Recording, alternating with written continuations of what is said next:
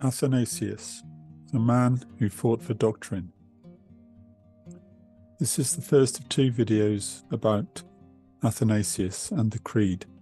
Many people might regard this as just Catholic hocus pocus and think it irrelevant. However, it is the battle for doctrine that was fought in the 4th century AD that gave us the main statement of belief of mainstream Christianity. Athanasius and others like him had to oppose the church and state authorities of their time at the risk of their lives to win this battle. I've noticed that some teachers today are actually rejecting sound doctrine and creating new doctrine on the hoof, or to be more accurate, regurgitating old false teachings that date back to the earliest days of Christianity.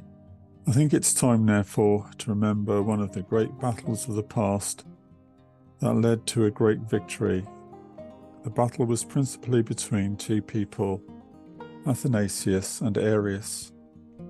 Athanasius was born to a Christian family in Alexandria, or possibly the nearby Nile Delta town of Damanhur, sometime between 293 and 298 AD.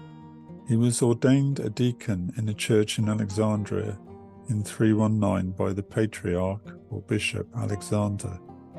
In 325, Athanasius served as Alexander's secretary at the First Council of Nicaea. This was the first general council of the church.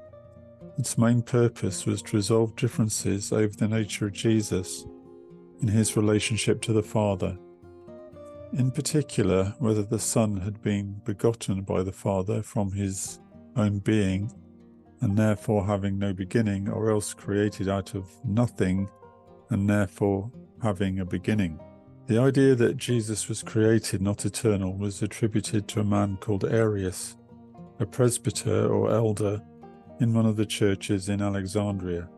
Arianism was the view that because Jesus was begotten, he must have been created rather than eternal. The opposing view held by Athanasius was that Jesus is eternal, although he came to us as a man begotten by a human woman, Mary, and an eternal Father. Arius himself attended the First Council of Nicaea, as did Athanasius. Eventually, after heated debate, the council came down on the side of Jesus being eternal, and the teaching of Arianism was condemned. The Nicene Creed was produced, which supports the doctrine of the Trinity. After the death of the Patriarch Alexander, Athanasius became the Patriarch of Alexandria. However, this was not the end of the matter. Over the years, the tide of opinion shifted one way, then the other. At times, the Arians were brought back into the fold, and Athanasius was rejected. He was in fact exiled from Alexandria 5 times. The 5th exile in 364 only lasted for a few weeks, until he was finally restored to his see. After returning to Alexandria, Athanasius spent his final years repairing all the damage done during the earlier years of violence, dissent, and exile. He resumed writing and preaching undisturbed and re-emphasized the view of the Incarnation, which had been defined at Nicaea. On the 2nd of May 373 AD, Athanasius died peacefully in his own bed, surrounded by his clergy and faithful supporters.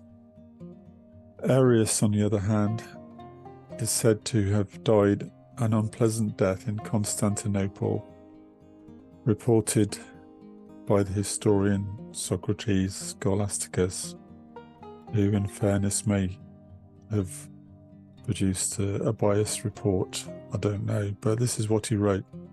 As he, that is Arius, approached the place called Constantine's Forum, where the column of Porphyry is erected, a terror arising from the remorse of conscience seized Arius, and with a terror a violent relaxation of the bowels.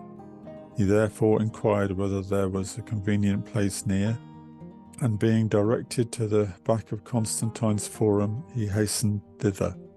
Soon after, a faintness came over him, and together with the evacuations his bowels protruded, followed by a copious hemorrhage, and the descent of the smaller intestines.